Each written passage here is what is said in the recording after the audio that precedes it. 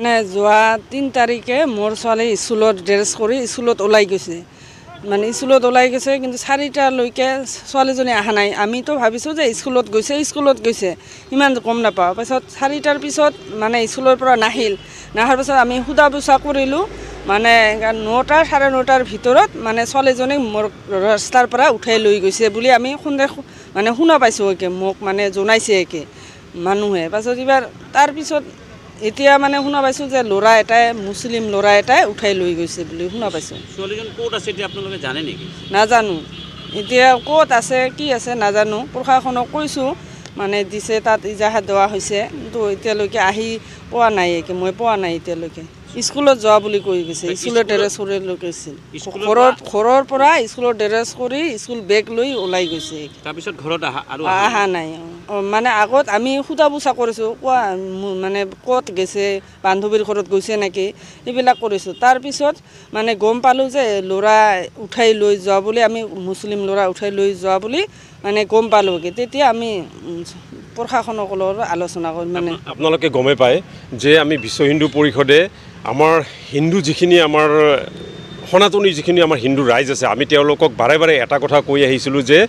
এই এটা বিশেষ শ্ৰেণীৰ বিশেষ জাতিৰ বিশেষ ধৰ্মৰ কিছুমান বাংলাদেশী মানুহে এটা লাভ জেহাদৰ সৃষ্টি কৰি আহিছে আৰু তাৰ কাৰণে আমি আমাৰ যিখিনি হিন্দু ৰাইজক আছিল আমি বাৰে বাৰে অনুৰোধ কৰিছিলোঁ যে আপোনালোকে অলপ সজাগ হৈ থাকক কাৰণ এইটো এটা লাভ জেহাদ আমি বাৰে বাৰে কৈ থাকোঁ কিয় কওঁ আপোনালোকে এতিয়া নিজে চাওক তেওঁলোকে কি নিজৰ ধৰ্মৰ কি ছোৱালী কি বিচাৰি নাপায় নেকি পায় কিন্তু তেওঁলোকে নলয় তেওঁলোকৰ টাৰ্গেটটোই হৈছে আমাৰ হিন্দু ছোৱালীক লৈ গৈ কিনে তেওঁলোকৰ সংখ্যাটো বঢ়োৱা আৰু আমাৰ হিন্দু সংখ্যাটো কমোৱা গতিকে এনেকুৱা ধৰণৰ লাভ জেহাদৰ পৰা বাচিবলৈ হ'লে আমাৰ হিন্দু ৰাইজ সজাগ হ'বই লাগিব আৰু লগতে এই যিজনী ছোৱালী আজি মাইনৰ ছোৱালী হয় তাইৰ আজি 16 বছৰ গতিকে এনেকুৱা এটা 16 বছৰ ছোৱালীক যদি এনেকৈ কৰি এই মুছলিম ল'ৰাটোই যদি যিটো খবৰ শুনিলোঁ ফুচলাই কিনে লৈ গ'ল মই যোৱাকালি এই খবৰটো পালোঁ গতিকে এই ফুচলাই লৈ যোৱাটো এনেকৈ এটা লাভ জেহাদৰ সৃষ্টি কৰাটো তেওঁলোকৰ এটা অভ্যাসত পৰিণত হৈছে আৰু তেওঁলোকৰ এইটো এটা এজেণ্ডা হৈ গৈছে গতিকে এই লাভ জেহাদটো আমি প্ৰতিহত কৰাৰ কাৰণে আমি আমাৰ অসম চৰকাৰক বিশেষকৈ মাননীয় মুখ্যমন্ত্ৰী ডাঙৰীয়াক আমি এটা অনুৰোধ কৰিম যাতে